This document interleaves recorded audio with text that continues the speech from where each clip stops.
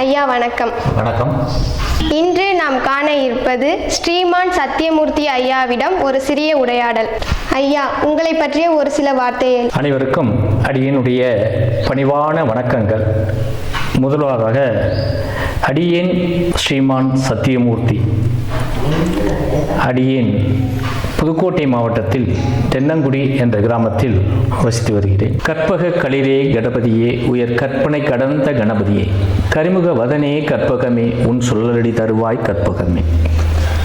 மாதா பிதா குரு தெய்வம் இவர்களை முதலிலே வணங்கி என்னுடைய இந்த முதல் பதிவை வெளியிடுகிறேன். இந்த சேனலில் இப்போ பார்க்கக்கூடியவர்களும் சரி, இதற்கு முன்னால் இருந்தாலும் சரி, முதல்ல சப்ஸ்கிரைப் பண்ணுங்க. ஐயா, நிறைய பெற்றோர்களின் எதிர்பார்ப்பு ஜாதகம் மகனுக்கும் மகளுக்கும் நல்லா இருக்கு, ஆனால் திருமணம் கைகூட மாட்டேங்குது. ஏன்? ஜாதகம் நல்லா இருக்கு, திருமணம் ஆகலைங்க. ஜாதகம்லாம் எங்கெல்லாம் கொண்டு போகிறோம், ஜோசியர்லாம் நல்லா இருக்குன்னு சொல்கிறாங்க. இதுதானே உங்கள் கேள்வி. ஜாதகம் நல்லா இருக்கு, திருமணம் ஆகலை, ஏன் அப்படின்னு கேட்குறீங்க. அது ஒன்றும் பெரிய விஷயம் இல்லை. முதல்ல என்ன அப்படின்னு கேட்டிங்கன்னா, நீங்கள் பிறந்த அன்று எந்த நேரத்தில் பிறந்திருக்கீங்க, இது ரொம்ப பார்க்கணுங்க.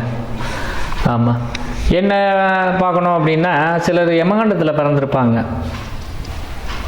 யமகண்டத்தில் பிறந்தீங்களா, ராகு காலத்தில் பிறந்தீங்களா, இந்த மாதிரி விஷயங்கள்லாம் கவனிக்கணும்.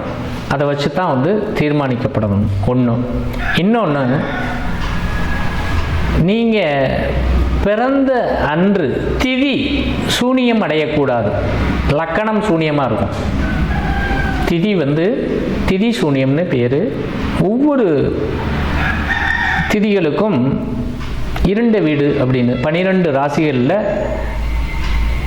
அமாவாசை பௌர்ணமி இந்த 2 நாள் தவிர மற்ற நாள் எல்லாம் பார்த்தீங்க அப்படின்னு சொன்னால் மற்ற திதிகளில் சூனியம் அடையும். அப்போ உங்களுடைய லக்னாதிபதி சூனியம் அடையக்கூடாது. அந்த மாதிரி அமைப்பு இருந்தது அப்படின்னு சொன்னால் உங்களுக்கு திருமணம் 7ஆம் வீட்டு அதிபதி நீசம் அடைவது, 7ஆம் வீட்டு அதிபதி 7ஆம் இடம் சூனியம் திதி சூனியத்தில் அடைவது, இப்படி பல்வேறு கருத்துக்கள் இருக்குது. வேறு ஒன்றும் கிடையாது. கண்டிப்பாக இதுக்கெல்லாம் திருமணம் நடக்குமா அப்படின்னா கண்டிப்பாக நடக்கும். இதுக்கு சில பரிகாரங்கள் இருக்குது. அந்த 7ஆம் இடம்தான் சூனியம் ஆயிடுச்சு, அடுத்து என்ன பண்ணணும் அப்படின்னா, அந்த முதல் திருமணத்தை தோஷமாக கருதி கழிக்கணும். கண்டிட்டீங்க அப்படின்னா அந்த 2ஆம் திருமணம் எப்படி, 2ஆம் திருமணமும் சரியில்லை, 2ஆம் அதிபதி 11ஆம் இடம் எப்படி இருக்குது அப்படின்னு பார்க்கணும். அதுலேயும் சூனியமாக இருக்குது அப்படின்னா 2-3 தோஷங்கள், ஒரு சில முக்கிய திருத்தலங்கள் இருக்குது.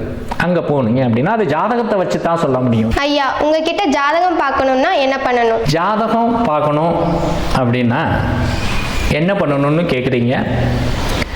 ஜாதகம் பார்க்கணும் அப்படின்னு சொன்னால் முதல்ல அப்பாயின்மெண்ட் வாங்கணும். ஒன்று,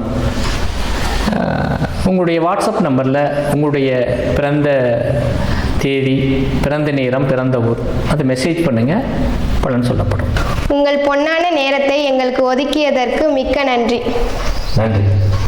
நான் தான் உங்களுக்கு நன்றி சொல்லணும். ஏன்னா நீங்கள் உங்கள் சேனலில் இந்த மாதிரி ஒரு நல்ல பதிவுகள்லாம் போடுறது ரொம்ப சிறப்பு. அதுலேயும் இந்த சிறிய வயதில் இவ்வளவு நுணுக்கமான கேள்விகளை தாங்கள் கேட்டமைக்கு மிக்க நன்றி. இறைவன் உங்களுக்கு அருள் புரிவார்.